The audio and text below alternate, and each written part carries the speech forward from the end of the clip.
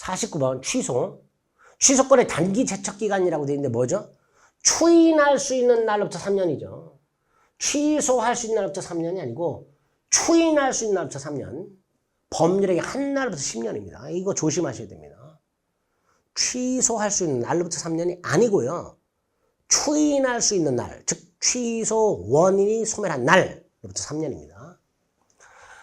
취소는 묵시적으로 할 수 있기 때문에 취소를 전제로 하는 청구 또는 거절 속에는 취소 의사표시가 포함되어 있다.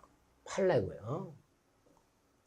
취소할 수 있는 행위의 상대방이 취소할 수 있는 행위로 취득한 권리를 양도했다. 이건 법정 추인이 아니죠. 그죠? 자, 그 다음 보세요. 갑과 을이 계약을 했는데 갑에게 취소권이 있어요. 을이 다시 병에게 양도했어요. 상대방이 양도하는 건 법정 추인이 아니고요. 두 번째, 갑은 이때 누구에게 취소해야 돼요? 을에게 취소해야죠. 얘에게 취소할 수는 없잖아요. 취소권은 직접 상대방의 포괄 승계에게 해야지 직접 상대방이 특정 승계에게는 못하죠. 따라서 양수인 병이 아닌 원래의 상대방 을에게 취소 의사 표시를 해야 되겠죠. 옳은 질문이죠. 4번 취소할 수 있는 법률행위는 취소권자가 추인할 수 있는 후, 즉 취소원이 소멸한 후에 이의를 보류하지 않고 취소권자가 이행 청구했죠. 자, 이행 청구는 취소권자가 이행 청구를 하는 경우만 법정 추인이라고 했으니까 추인하는 것으로 본다. 맞겠죠. 5번 제한능력자의 법률행위에 대해서 법정 대리인의 추인은 취소원이 소멸하기 전에 해도 되죠. 원래 취소할 수 있는 행위의 추인은 취소권 포기고 취소 원인이 소멸한 후에 해야 되죠.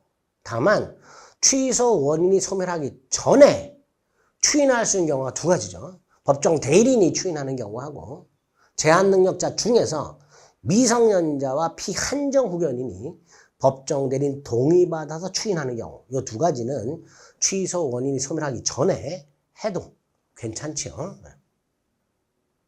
되는 거 1번. 50번 부관 기한이익 상실 특약은 두 가지 중에 하나죠. 기한이익 상실 특약은 두 종류가 있습니다. 정지조건부 특약과 형성권적 특약 두 종류가 있습니다. 그 중에 뭘로 추정하죠? 형성권적 특약으로 추정하죠. 2번 불확정한 사실이 발생한 때를 이행기한으로 정해놨다. 갑이 을에게 주택이 임대가 되면 보증금을 반환한다라고 약속을 했을 때 임대가 됐을 때 보증금 돌려줘야 되고요. 임대가 불가능해도 보증금을 돌려줘야 되죠. 이런 게 기한이죠. 자, 이때 기한은 언제 도래해요? 임대가 되는 것도 기한 도래고요. 임대가 불가능하게 된 때도 기한 도래죠. 임대가 되는 것도 기한 도래. 임대가 불가능하게 되는 것도 기한 도래. 3번 기한은 채무자 이익을 위한 걸로 추정하죠. 4번 기한부 행위의 당사자가 기한 도래 여력을 소급하게 할 의사를 표시하는데 그 의사한테 안 되죠. 기한 도래 효과는 절대로 소급표가 인정되지 않습니다. 5번 조건이 성립하기 위한 조건 의사가 있어야 되고요. 그걸 표시해야 되죠. 설령 조건 의사가 있긴 있으나 표시되지 않았다면 이건 단순한 뭐에 불과하다? 동기에 불과하다. 판례죠. 조건을 붙일 의사가 있어서 표시까지 해야 조건부 행위가 됩니다. 표시하지 않는 한 단순한 동기에 불과하다. 5번이 옳은 질문이 되겠죠. 51번 물권의 객체, 물건이고요. 이렇게 하면 일권주의 및 그 예외를 물어본다 그랬어요.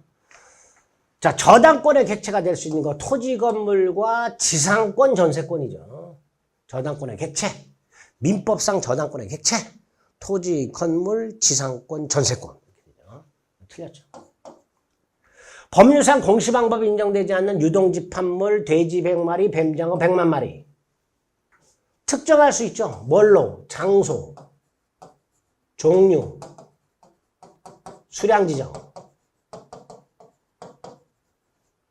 돼지, A 양돈장 100마리, 뱀장어, A 양만장 100만 마리. 이게 특정이죠.